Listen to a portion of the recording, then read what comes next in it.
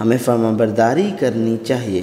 ہماری مکمل فرمانبرداری ہمیں خدا سے جوڑتی ہے، ہمیں خدا سے منسلک کرتی ہے اور خدا کے ساتھ ہمارے تعلق کو مکمل کرتی ہے۔ ہمیں یاد رکھنا چاہیے ابدی اور غیر متغیر کلام خدا، خدا کے ساتھ چلنا۔ بائبل جو وقت سے ماورا ہے، خدا کے ساتھ چلنا۔ حصہ 41، فرمانبرداری۔ خدا کے لوگوں اور فرزندوں کے طور پر ہمیں یہ جاننا چاہیے کہ خدا کو سب سے زیادہ کیا پسند ہے۔ بائبل اس کے بارے میں تاکیداً اور واضح طور پر بیان کرتی ہے کہ اگر تم دل لگا کر اپنے خدا کی بات سنے اور وہی کام کرے جو اس کی نظر میں بھلا ہے، اور اس کے حکموں کو مانے اور اس کے آئین پر عمل کرے، پس اے اسرائیل، خداوند تیرا خدا تجھ سے اس کے سوا اور کیا چاہتا ہے کہ تو خداوند اپنے خدا کا خوف مانے اور اس کی سب راہوں پر چلے اور اس سے محبت رکھے اور اپنے سارے دل اور اپنی ساری جان سے خداوند اپنے خدا کی بندگی کرے، اور خدا کے جو احکام اور آئین میں تجھ کو آج بتاتا ہوں ان پر عمل کرے تاکہ تیری خیر ہو۔ خدا اپنے لوگوں سے جو چاہتا ہے وہ اس کے احکام اور قوانین کو برقرار رکھنا ہے۔ خدا نے سیموئیل کے ذریعے اسرائیل کے پہلے بادشاہ ساؤل سے بھی یہی کہا۔ سیموئیل نے کہا کہ خداوند سوکھنی قربانی اور ذبیحوں سے اتنا ہی خوش ہوتا ہے جتنا اس بات سے کہ خداوند کا حکم مانا جائے۔ دیکھ، فرمان برداری قربانی سے اور بات ماننا مینڈوں کی چربی سے بہتر ہے، کیونکہ بغاوت اور جادوگری برابر ہیں، اور سرکشی ایسی ہی ہے جیسی مورتوں اور بتوں کی پرستش۔ سچوں کہ تو نے خداوند کے حکم کو رد کیا، اس لیے اس نے بھی تجھے رد کیا ہے کہ بادشاہ نہ رہے۔ یہ کچھ یوں واضح ہے۔ خدا کے لوگوں کے طور پر ہمیں خدا کے کلام پر عمل کرنا چاہیے۔ ہم خدا کے لوگ اور خادم ہیں۔ خدا ہمارا خادم نہیں ہے۔ خدا کوئی ایسی ہستی نہیں ہے جو ہماری خواہشات اور مرضی کے مطابق کام کرے، اور دوسری طرف ہم وہ ہیں جنہیں خدا کی مرضی کے مطابق عمل کرنا چاہیے۔ لہٰذا ہمیں یہ جاننا چاہیے کہ خدا کیا چاہتا ہے اور خدا ہمیں کیا بتاتا ہے۔ صحیح سمجھ کے بغیر ہم شاید غلطی سے سوچ سکتے ہیں کہ بائبل پر غور کیے بغیر اپنی ذاتی چاہتوں اور خواہشات کے مطابق کام کرنے سے خدا خوش ہو جائے گا۔ یسوع کی اطاعت۔ یسوع کی آمد اس بارے میں نہیں ہے کہ خدا یسوع نامی انسان کے پاس آیا۔ یسوع خدا ہے جو ایک انسان کے طور پر آیا، وہ شخص مسیح ہے۔ دوسرے لفظوں میں یسوع خدا تھا، تاہم یسوع جو خدا ہے نے بھی مکمل طور پر خدا کی اطاعت کی۔ یسوع نے خدا کے لوگوں کو جو گنہگار تھے بچانے کے لیے خدا کی مرضی کی پوری طرح فرمانبرداری کی اور خدا کی مرضی کو مکمل طور پر پورا کیا۔ یسوع نے ان سے کہا، اگر خدا تمہارا باپ ہوتا تو تم مجھ سے محبت رکھتے، اس لیے کہ میں خدا میں سے نکلا اور آیا ہوں، کیونکہ میں آپ سے نہیں آیا بلکہ اسی نے مجھے بھیجا۔ کیونکہ میں آسمان سے اس لیے نہیں اترا ہوں کہ اپنی مرضی کے موافق عمل کروں، بلکہ اس لیے کہ اپنے بھیجنے والے کی مرضی کے موافق عمل کروں۔ میں اپنے آپ سے کچھ نہیں کر سکتا، جیسا سنتا ہوں عدالت کرتا ہوں، اور میری عدالت راست ہے، کیونکہ میں اپنی مرضی نہیں بلکہ اپنے بھیجنے والے کی مرضی چاہتا ہوں۔ کیونکہ میں نے کچھ اپنی طرف سے نہیں کہا، بلکہ باپ جس نے مجھے بھیجا اسی نے مجھ کو حکم دیا ہے کہ کیا کہوں اور کیا بولوں۔ کیا تو یقین نہیں کرتا کہ میں باپ میں ہوں اور باپ مجھ میں ہے؟ یہ باتیں جو میں تم سے کہتا ہوں اپنی طرف سے نہیں کہتا، لیکن باپ مجھ میں رہ کر اپنے کام کرتا ہے۔ یسوع نے جواب دیا، میری تعلیم میری اپنی نہیں ہے، یہ اس کی طرف سے ہے جس نے مجھے بھیجا ہے۔ اگر یسوع جو خدا ہے اس طرح فرمانبرداری کے ساتھ خدا کے سامنے سر تسلیم خم کر دیتا ہے، تو ہمارے لیے جو خدا کے فرزند کہلاتے ہیں خدا کا فرمانبردار ہونا فطری ہے۔ ہمیں فرمانبردار کیسے ہونا چاہیے؟ فرمانبرداری کا مطلب ہے بالکل وہی کرنا جو ایک شخص کہتا ہے۔ میں اپنے دلائل سے اس حکم کی تردید نہیں کرتا اور نہ ہی اپنی مرضی سے اس حکم کو تبدیل کرتا ہوں۔ کانا میں شادی کی دعوت پر خادموں نے بالکل ویسا ہی کیا جیسا یسوع نے کہا تھا۔ یسوع نے ان سے کہا، مٹکوں میں پانی بھر دو، بس انہوں نے ان کو لبالب بھر دیا۔ پھر اس نے ان سے کہا، اب نکال کر میرے مجلس کے پاس لے جاؤ، بس وہ لے گئے۔ وہ یسوع کے مسیحا کے طور پر اپنے آپ کو ظاہر کرنے سے پہلے کی بات ہے۔ دوسرے گھرانوں کے خادموں کے لیے یسوع کی اس طرح فرمانبرداری کرنا آسان نہیں ہے، لیکن یہی فرمانبرداری ہے۔ یہ بالکل ویسا کرنا ہی ہے جیسا ایک شخص نے حکم دیا ہے۔ فرمانبرداری ہمارے اپنے خیالات اور دعووں سے بالا تر ہے۔ اسی طرح کا واقعہ یسوع اور پطرس کے درمیان پیش آیا۔ اپنی عوامی خدمت شروع کرنے سے پہلے یسوع اپنی پوری زندگی بھڑائی رہا اور پطرس ساری زندگی ماہی گیر رہا تھا۔ حالانکہ گزشتہ روز اس نے ساری رات کچھ نہیں پکڑا تھا، پر جب مچھلی پکڑنے کی بات آتی ہے تو پطرس نے ظاہر ہے کہ اپنے علم اور تجربے میں کمال حاصل کر رکھا تھا۔ جب یسوع نے جو ایک بھڑائی تھا پطرس سے کہا کہ گہرے میں لے چل اور تم شکار کے لیے اپنے جال ڈالو، پطرس نے بات مانی۔ یہ کوئی آسان کام نہیں ہے، لیکن یہی فرمانبرداری ہے۔ یہ ہمارے اپنے علم اور تجربے سے بالا تر ہے۔ اگر حکم دینے والے پر واضح بھروسہ ہو تو اس کا مطلب اس کے استدلال، خیالات، تجربات اور روایات کو بیان کرنا اور الفاظ کو بالکل ویسا ہی قبول کرنا ہے جیسے وہ ہیں۔ یہ میرے دعووں اور خیالات کو آگے نہیں بڑھا رہا ہے۔ اس قسم اور فرمانبرداری کا رویہ بنی اسرائیل نے بھی ظاہر کیا جب وہ بادل اور آگ کے ستون کی رہنمائی میں بیابان سے گزرے۔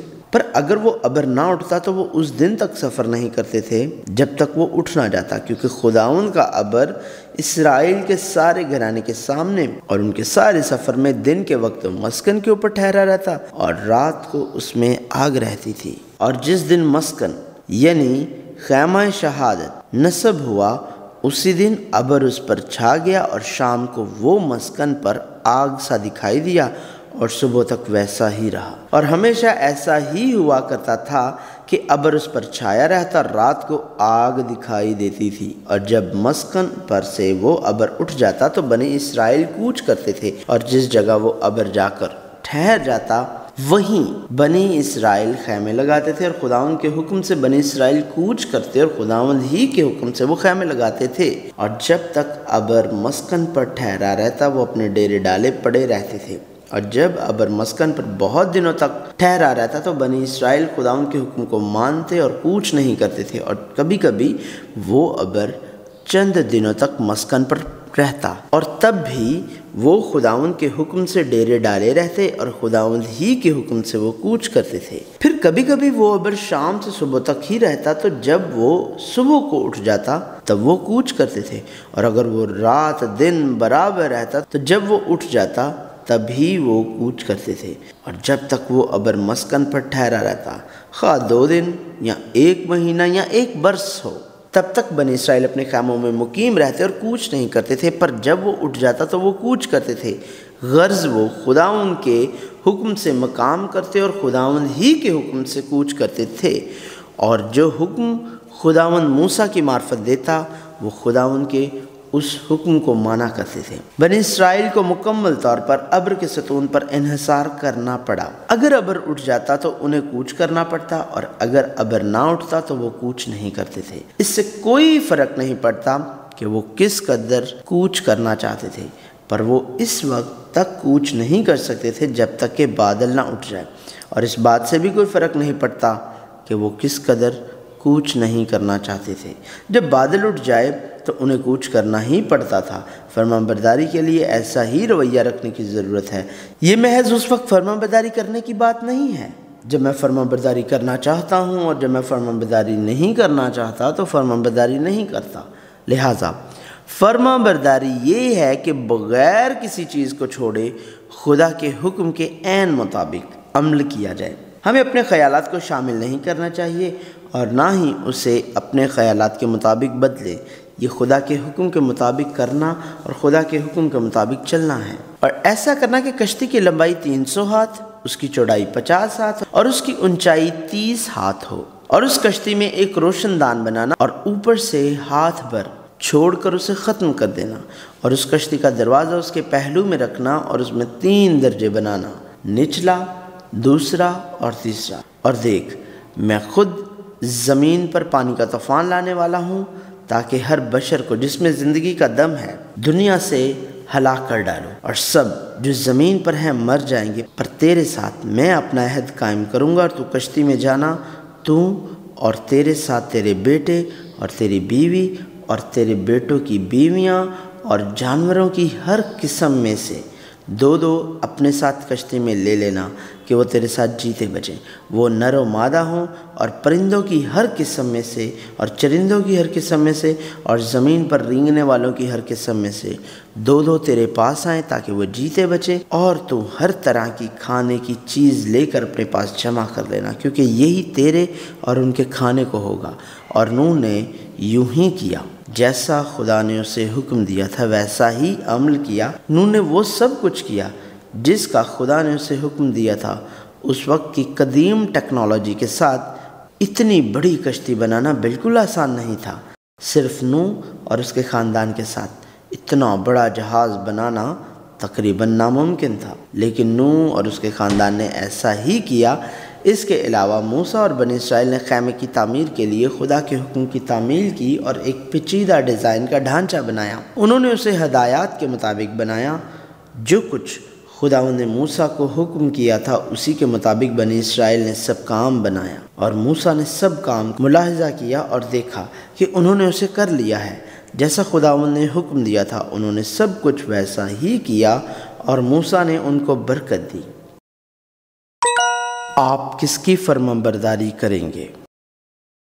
واضح سوال کا واضح جواب یہ ہے کہ ہم خدا، اپنے باپ اور مالک کی فرمانبرداری کرتے ہیں۔ ہمیں صرف ایک خدا کی عبادت کرنی چاہیے۔ تو خداوند اپنے خدا کی بات سننا اور اس کے سب آئین اور احکام پر جو آج کے دن میں تجھ کو دیتا ہوں عمل کرنا۔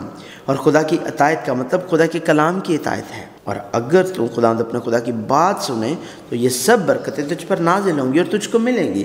اور چونکہ تو خداوند اپنے خدا کے ان حکموں اور آئین پر جن کو اس نے تجھ کو دیا ہے عمل کرنے کے لیے اس کی بات نہیں سنے گا، اس لیے یہ سب لعنتیں تجھ پر آئیں گی اور تیرے پیچھے پڑی رہیں گی اور تجھ کو لگیں گی جب تک تیرا ناس نہ ہو جائے۔ یہ ٹھیک ہے، ہمیں خدا کی فرمانبرداری کرنی ہے، تاہم اندیکھے خدا کی فرمانبرداری کا مطلب خدا کے کلام کی فرمانبرداری ہے۔ اور تو اور تیری اولاد دونوں خداوند اپنے خدا کی طرف پھریں اور اس کی بات ان سب احکام کے مطابق جو میں آج تجھ کو دیتا ہوں اپنے سارے دل اور اپنی ساری جان سے مانیں۔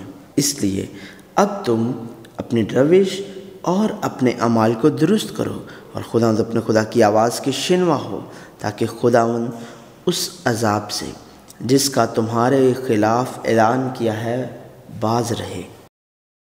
کیا خدا کے لوگ فرمانبرداری کر سکتے ہیں؟ اب فرمانبرداری کے بارے میں نتیجہ ہے۔ خدا کے لوگوں کے لیے یہ فطری ہے کہ وہ اپنے بادشاہ خدا کی فرمانبرداری کریں۔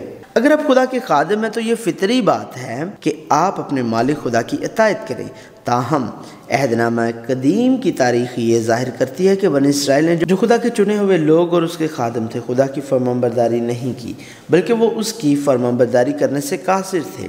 وہ فرمانبرداری نہ کر سکے۔ گنہگار ایک مقدس خدا کی اطاعت نہیں کر سکتے، وہ پوری طرح اطاعت نہیں کر سکتے جب تک کہ خدا ان کے دلوں میں نہ آئے اور ان کے دلوں کو نہ بدلے، حتیٰ کہ ان کی فرمانبرداری بھی ان کے اپنے فائدے کے لیے اسے ریاکار بناتے ہوئے مذہبی رسومات کی شکل اختیار کر گئی۔ دل کا ختنہ ہونا ضروری ہے، اور خداوند تیرا خدا تیرے اور تیری اولاد کے دل کا ختنہ کرے گا، تاکہ تو خداوند اپنے خدا سے اپنے سارے دل اور اپنی ساری جان سے محبت رکھے اور جیتا رہے۔ نافرمان گنہگار کا سخت دل نرم دل بننا چاہیے۔